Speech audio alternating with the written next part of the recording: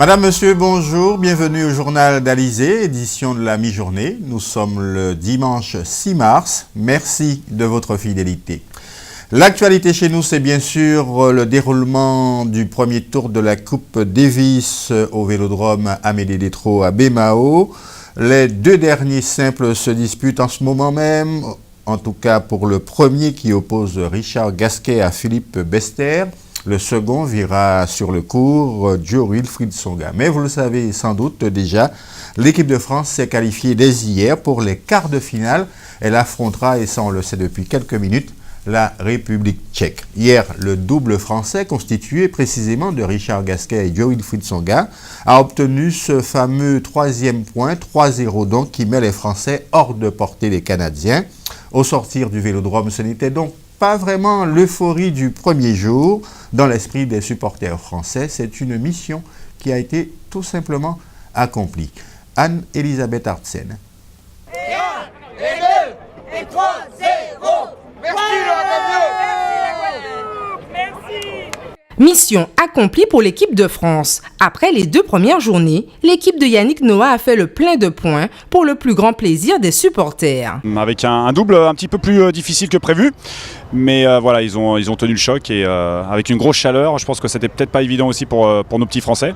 Et voilà, on a vécu encore un grand moment avec une ambiance de dingue dans les tribunes. Donc c'était une superbe journée de tennis. Déjà une belle fête populaire pour la Guadeloupe, moi qui viens de métropole, donc content de voir que les Dom-Tom ils ont eu la chance d'avoir une organisation comme ça, vraiment heureux de voir que la fête était là et puis que la France du tennis était réunie quoi, c'était bien.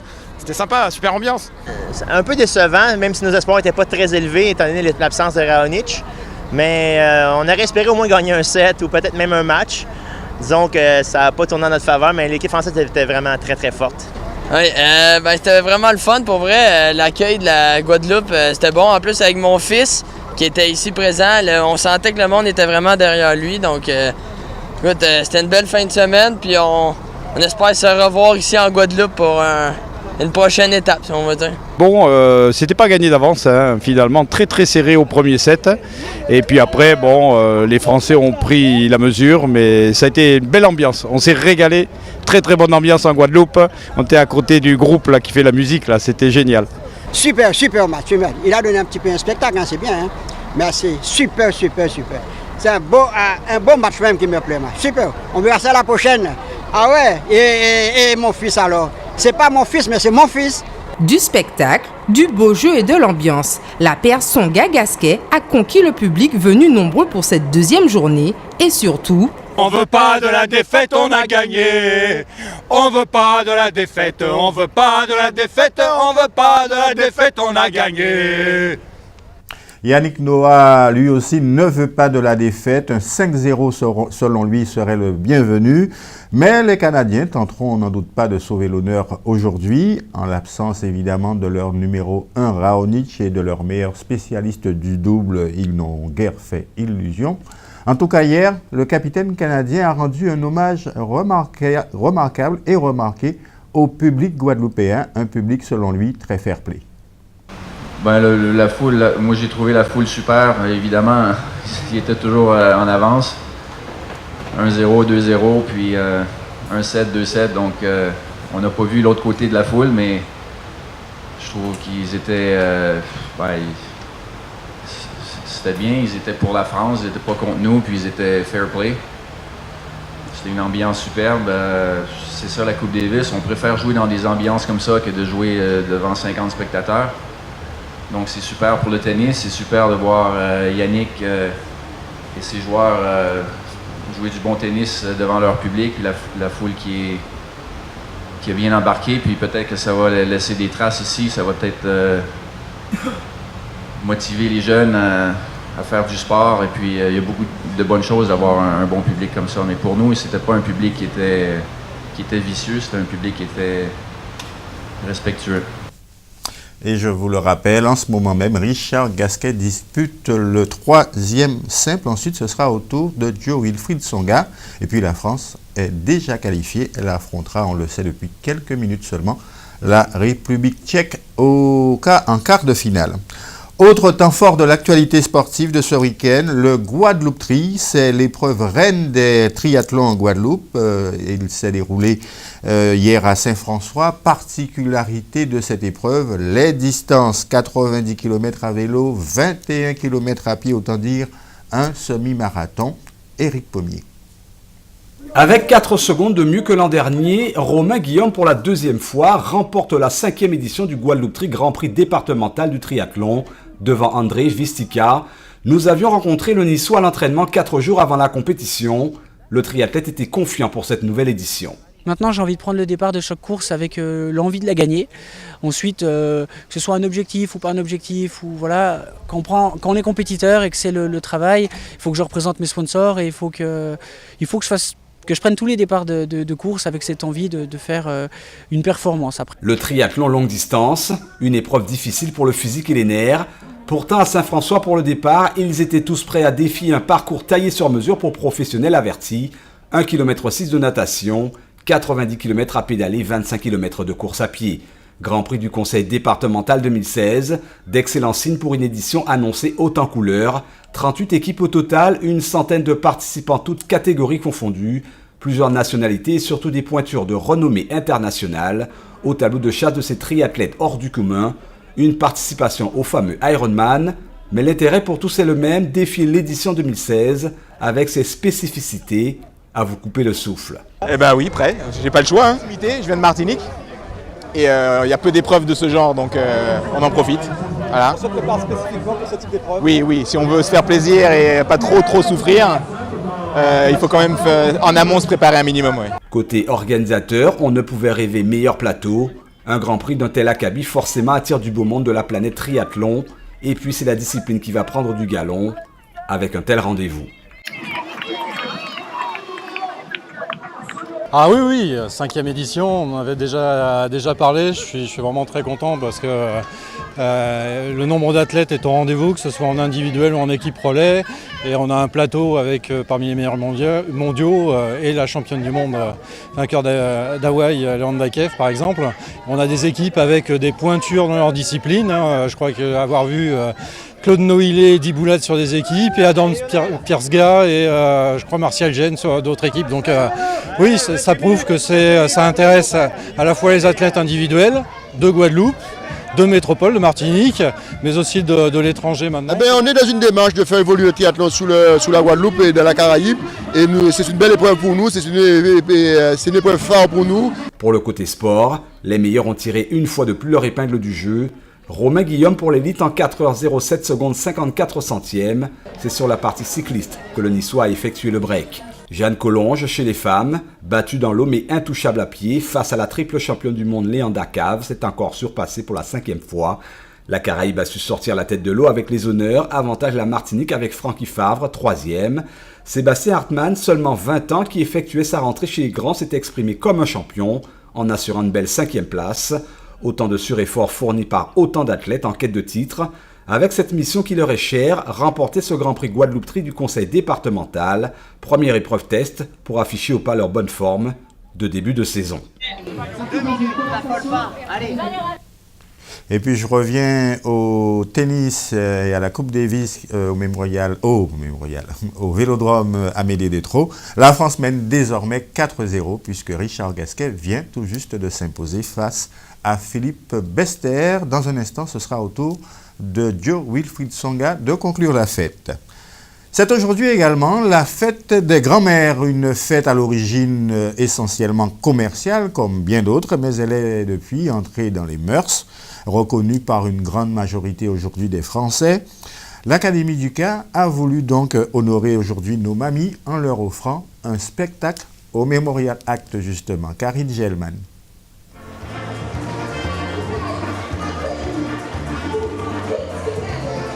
Bonne fête à nos grands-mères. Le Memorial Act a accueilli une trentaine de groupes, de quadrilles et de cas afin de célébrer ce jour, une initiative importante pour les femmes. Les enfants ont souvent besoin des grands-parents, parce que je suis très impliquée avec mes petits-enfants. Je fais ce que je peux, vu mon temps, mais maintenant, c'est comme je dis, les jeunes, ils ont notre éducation à donner à leurs enfants. Assez souvent, ce qu'on fait ne les plaise pas trop. Mais il y a ceux quand même qui veulent que les grands-parents répondent à certaines questions aux enfants, faire quelque chose, leur montrer ce qu'on vivait autrefois. Une nécessité aussi pour préserver nos traditions. Il y a d'ailleurs, avec des amis caribéens, on rappelait à quel point les grands-parents dans les sociétés de toute la Caraïbe ont pris une place particulièrement importante, puisqu'aujourd'hui, la plupart des enfants sont élevés par leurs grands-parents, grand-mère ou grand-père. Que ce soit dans nos souvenirs d'enfance et pour les conseils une fois adultes, les grands-mères sont bien présentes dans les familles. Leur place est incontournable. On va dire que je suis beaucoup dans la transmission, grandes personnes aux petits. Et sincèrement, pour moi, c'est vraiment important dans le sens où ils m'ont donné, je dois donner en retour. Et c'est comme ça, pour moi c'est ça la tradition en fait. La tradition, elle est perpétuelle en fonction, par rapport au fait de pouvoir transmettre aux jeunes ce qu'on a appris. La manifestation est très importante parce que nous recevons nos aînés, nos grands-mères, nos grands-parents et ils ont fait beaucoup pour nous. Donc maintenant, nous organisons cette manifestation pour leur rendre hommage, pour qu'ils puissent danser et nous montrer aussi. C'est aussi une transmission parce que c'est une manifestation qui est intergénérationnelle et donc les petits pourront apprendre des grands. En attendant, les grands-pères ont leur mot à dire. Alors là, au nom des grands-pères, j'aurais souhaité qu'il y ait quelque chose pour les grands-pères, comme autant pour les grands-mères.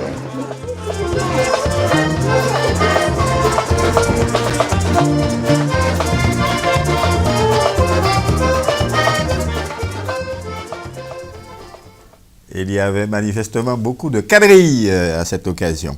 C'est aussi la fin du mois de l'Afrique qui se sera déroulé essentiellement dans notre région de Pointe-à-Pitre, mois durant lequel on aura par exemple découvert ce peintre. C'est une Guadeloupéenne qui enseigne d'ordinaire la peinture.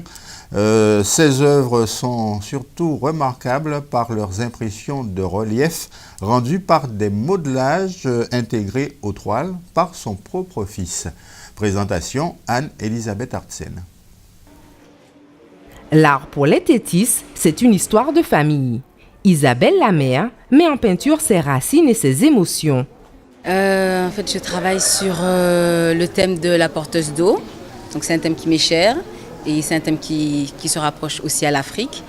J'utilise principalement de l'acrylique sur toile. Donc, j'utilise aussi des techniques mixtes. Donc, il y a aussi du collage. En fait, je varie mes différentes techniques pour avoir un effet de matière intéressant. Alors en fait, là c'est vraiment la joie, la force, le courage et j'utilise beaucoup de couleurs chaudes en fait pour exprimer, pour véhiculer des sentiments positifs. Isabelle et son fils Ranaël travaillent en binôme sur certaines toiles. Une transmission de savoir que le jeune artiste affectionne. Du talent transmis de génération. J'ai fait ça depuis que j'étais petit. Depuis que j'avais touché de la pâte à fixer, ça m'a intéressé. Et ça m'inspire. Je m'inspire des animaux. Isabelle Tétis souhaite également partager son savoir avec le plus grand nombre. Elle propose ainsi des ateliers de peinture le mercredi après-midi dès 4 ans pour des initiations et même des cours de peinture en anglais pour maîtriser l'art, tout en apprenant aussi la langue de Shakespeare. Et bien voilà qui nous emmène à l'actualité dans notre grande région avec cette information et cette image incroyable qui fait déjà le tour du monde, l'arrestation et la mise en garde à vue de l'ancien président du Brésil, Lula. Brésil, Lula inquiété. L'ex-président du Brésil, Luiz Inácio Lula da Silva, a été placé en garde à vue vendredi pour être interrogé dans le cadre de l'enquête de corruption au sein de la compagnie pétrolière Petrobras. Lula aurait personnellement bénéficié de cette corruption organisée. Selon la police, des éléments de l'enquête montrent que ces pratiques frauduleuses ont permis de financer des campagnes électorales et de couvrir les dépenses du Parti des travailleurs, dont l'ancien président était le chef de file. Dans son communiqué, la police précise que près de 200 policiers exécutent 44 mandats judiciaires, dont 33 mandats de fouilles et perquisitions et 11 mandats d'amener dans les états de Rio, Sao Paulo et Bahia. L'opération policière fait partie de la vaste opération dite de lavage rapide, lancée en 2014, pour enquêter sur un vaste réseau de corruption monté au sein de la compagnie publique pétrolière Petrobras, qui aurait coûté au moins 2 milliards de dollars à la compagnie. Le sceau de la faculté de droit de la prestigieuse université de Harvard est inspiré de celui de la famille d'Isaac Royal, qui a fait fortune dans la traite des esclaves et le commerce triangulaire dans le Massachusetts et à Antigua. Isaac Royal est notamment connu pour avoir traité ses esclaves avec cruauté et avoir brûlé vifs, pendus ou soumis au supplice de la roue plusieurs dizaines d'entre eux en 1736 afin d'empêcher une mutinerie. Son fils avait hérité de sa plantation à Antigua et de plusieurs de ses esclaves. Depuis octobre, 2 groupes d'étudiants de l'école de droit baptisés Royal Must Fall, Royal doit tomber, et le Wickham Harvard Law avaient demandé le retrait de ce sceau et mené différentes actions à l'intérieur même de l'université. Mi-février, plusieurs manifestants avaient notamment occupé le salon de la faculté, demandant qu'il soit renommé Belinda Hall en l'honneur d'une esclave ayant appartenu à la famille royale. Ces groupes sont en voie de réussir car la doyenne de la faculté, Martha Minao, soutient leur action et a transmis un rapport au conseil d'administration d'Harvard. Affaire à suivre. Polémique Tour de France et vin chilien. Le vin officiel du Tour de France 2016 n'est pas français, mais chilien. Un choix qui est loin de plaire aux vignerons du pays qui voient rouge et menace de bloquer certaines étapes de la Grande Boucle. Dès le 22 février dernier, Frédéric Rouanet, le président du syndicat des vignerons de l'Aude, a fait part de sa colère après avoir appris que la cuvée Bicicleta, produite par le chilien Cono Sur, est depuis 2014 le vin officiel du Tour de France. Il appelle les viticulteurs des régions françaises à bloquer la Grande Boucle 2016 à des points stratégiques pour protester contre ce choix. Frédéric Rouanet dit se sentir humilié, le vin en France c'est sacré, cette polémique prend de l'ampleur et plusieurs personnalités s'allient à la colère des viticulteurs français. C'est notamment le cas de Pascal Praud, journaliste sportif et ancien dirigeant du FC Nantes, qui dans une chronique rappelle que le monde entier souligne l'excellence à la française, et sur le Tour de France on est chilien, nous sommes masochistes, surtout stupides ou ridicules. L'actualité sportive toujours chez nous, c'est aussi la 18e journée du championnat de division d'honneur. Il y avait 2 grands chocs hier après-midi, des chocs qui ont bénéficié au leader, l'USR, qui a défait la Gauloise à Basse-Terre 3-1. Dans le même temps, le CSM s'inclinait chez son voisin, la Juventus de Sainte-Anne, 1-0. Les autres résultats que vous voyez sur votre écran, le Sirocco a écrasé la OG Gourbert, donc 5-0. L'Étoile qui remonte a défait l'Amical Club de Marie-Galante 1-0. L'USBM hier soir a écrasé le Red Star 3-0. 2-1 pour le CA Marquisa face à l'Arsenal. Phare du Canal et Solidarité Scolaire se sont quittés sur un score nul et vierge, 0 partout. Entretien, soins, réparation même, remise en forme. Voilà ce que propose le 17e Salon de la Beauté qui se tient actuellement au World Trade Center. Les Guadeloupéennes se montrent toujours autant sensibles à leur éclat. Karine Gielman. Il n'est plus utile de souffrir pour être belle. Au contraire, il faut s'amuser. Oui, vraiment. Ah oui, ça me fait du bien au ventre, aux fesses. Les Guadeloupéennes des 4 coins de la région se sont déplacées dès le premier jour. Ongleries, coiffeurs, maquilleurs ont répondu présents à l'invitation. Les files d'attente étaient longues, très longues, et les participantes impatientes. C'est tout ce qu'il y a niveau maquillage, c'est super quoi, les savons, diverses choses, et c'est agréable à regarder. Oui, ça permet de changer de look, on va dire. La connaissance des visages, des peaux, des textures de cheveux, c'est un art, et cette année, voici quelques tendances.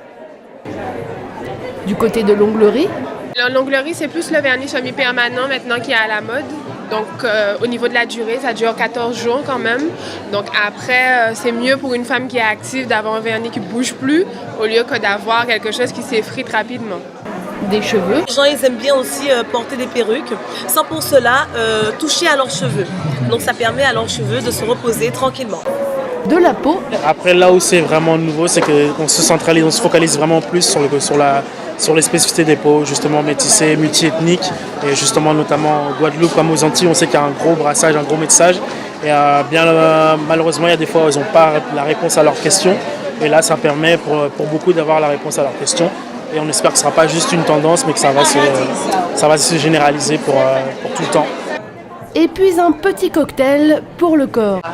C'est d'ailleurs la première place, la première beauté d'une femme, d'une famille, c'est prendre soin d'elle, de l'intérieur, c'est prendre soin de ses cellules, prendre soin vraiment de réoxygéner, donner les nutriments dont elle a vraiment besoin pour donner de l'énergie, de la beauté, vraiment pour vivre en son plein potentiel, il faut qu'elle se prenne soin d'elle. Enfin, entretenir la beauté, c'est un métier et il existe des formations. Un centre de formation où vous apprenez les diverses technicités concernant le maquillage, la pose ongulaire, les effets spéciaux, le body painting, le face painting.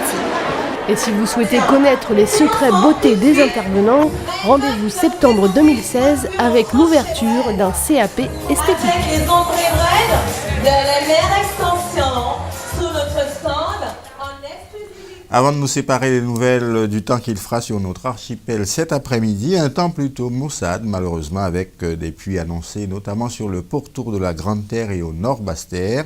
Marie-Galante et la Désirade seront cependant épargnées. Les températures seront comprises en moyenne entre 26 et 29 degrés. Dans un instant, notre rubrique Innovation concoctée par Karine Gelman, le journal de TF1, la météo de notre grande région qui sera suivie de l'agenda d'Alizé, et puis nos 2 magazines d'information, reportages consacrés à ces écoles françaises du bout du monde et grand reportage avec de jeunes entrepreneurs qui partent à l'étranger. L'information, bien sûr, continue sur Alizé, sur notre site alizé.com. Je vous donne rendez-vous ce soir à 19h pour notre second rendez-vous avec l'actualité régionale, l'information du jour, la fin de ce premier tour de la Coupe Davis au Vélodrome de Gourdeliane. La France mène actuellement 4-0. Elle est d'ores et déjà qualifiée, et ça depuis hier. Dio Wilfried Tsonga dispute dans un instant le dernier simple. À ce soir.